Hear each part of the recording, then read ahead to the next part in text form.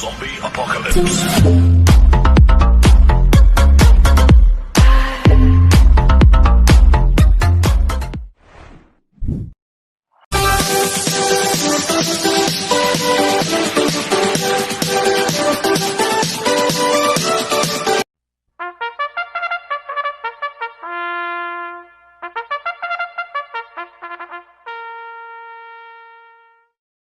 Gandang araw po mga bayang karorista.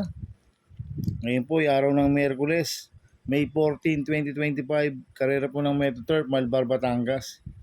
Meron po tayong 7 karera sa araw na ito. Nandito naman po yung lingkod, Drunken Master Wangbu, aka Eluato Budoy, para magbigay ng giya at analysis sa inyo mga bayang karorista. Mga bayang karorista, start po ng karera natin ay 5 p.m. At no very races po tayo for today. At meron po tayong carry over sa Pentapecta amounting 66,701 pesos. Sa race 6 po yan, yung carry over ng Pentapecta. Kaya bago po ako magsimula magbigay ng giya at analysis, huwag pong kalimutan subscribe, like, and share YouTube channel ko po. Siyempre, huwag din po kalimutan i-click notification bell ko para updated po kayo sa mga bagong video ko. Kaya mag-start na po ako sa pagbibigay ng giya at analysis. Race 1, winner take all, cover races 1 to 7. May 7 kabayong tatakbo. 3-year-old maiden race, non-placer, sa distance 1,400 meters. First choice ko po dito, numero 4, King Was Pabcon. Nagagabayan po ni RC Tabor.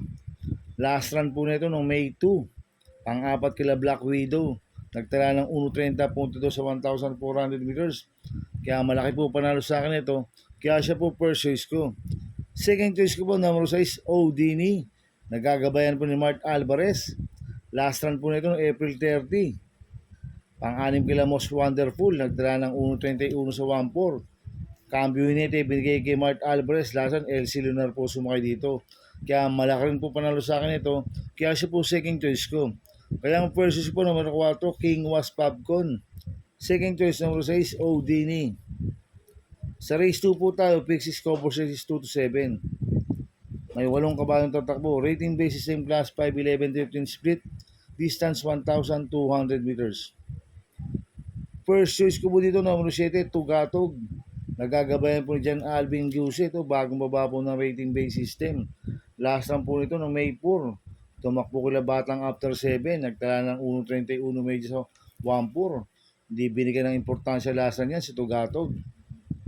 Kaya pag binigay ng importansya ng connection to, malaki po panalo sa akin ito. Kaya siya po first choice ko. Second choice ko po, numero 4, Grand Laughter. Nagagabayan po ni Patty Dilema. Last run po nito noong April 27. Segundo kila Family Affair. Nagtala ng 1.28.2 sa 1.4. Cambio Unite, binigay kay Patty Dilema. Last run si Pops Caballero po sumakay dito. Kaya malaki rin po panalo sa akin ito, kaya siya po second choice ko. Maglalagay po ako ng third choice, number 1, Jubilum. Nagagabayan po ni Lester De Jesus. Last run po nito noong April 11, segundo kay Aliana. Nagtala ng 1.29 sa 1.4. Pero meron 1.27 po sa 1.4 yan, si Jubilum. Cambio Unite, binigay po kay Lester De Jesus.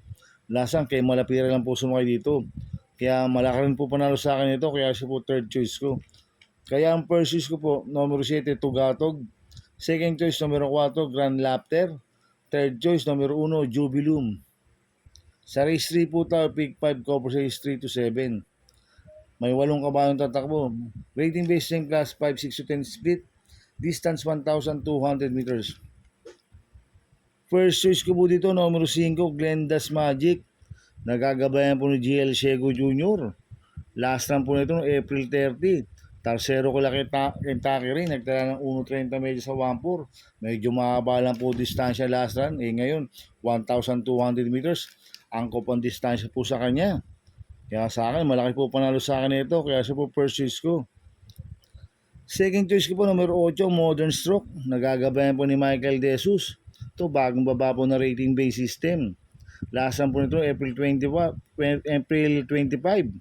Pang-anim kila Artsep, nagtala ng 1.32 media sa 1,400 meters. Pero meron 1.28 media po sa 1.4 yan. Cambio Unite, binigay kay Michael De Jesus. Lasan, NIU Junior po sumakay dito. Kaya malaki rin po panalo sa akin ito, kaya siya po second choice ko. Kaya ang first choice ko po, numero 5, Glenda's Magic. Second choice, numero 8, Modern Stroke. Sa race 4 po tayo. Pick 4, cover says 4 to 7. May 8 kabayong tatakbo, rating basis in class 5, 6 to 10 split. Distance 1,200 meters. First choice ko po dito, numero 3, Atlegs. Nagagabayan po ni Michael De Jesus. Last run po nito no May 4. Pang-4 kila Petron, nagtala ng 1.30 media sa 1.4. Pero meron 1.28 media po sa 1.4 yan, si Atlegs. Cambio inite, binigay kay Michael De Jesus. Last run si JRD ako ang puso mo kayo dito. Kaya malaki po panalo sa akin ito, kaya siya po first choice ko. Second choice ko po, numero 8, Golden Jaraywa. Nagagabayan po ni JL Lazaro. Last run po nito no April 13, pang-7 kila Captain Bob. Nagdala ng 1.30 medyo sa 1.4. Cambio hinete, binigay kay JL Lazaro. Last run, Ryan Bassi po sumukay dito. Kaya may panalo rin po sa akin to, kaya siya po second choice ko. Maglalagay po ako ng third choice sa pandiado, numero 1, High Quality. Nagagabayan po ni Aitan Shoko. Last run po nito May 2. Tercero kala Denyusan. Nagdala ng 1.30 medyo sa 1.4. Kaya siya po third choice ko na pandiado. Kaya ang first choice po, numero 3, Atlegs. Second choice, numero 8, Golden Jaraywa. Third choice sa pandiado, numero 1, High Quality. Sa race 5 po tayo. May 8 kabayong tatakbo. Rating basis in class 5, 11 to 15 split. Distance 1,200 meters. Itong race 5 na to, tingin ko anybody's race po to.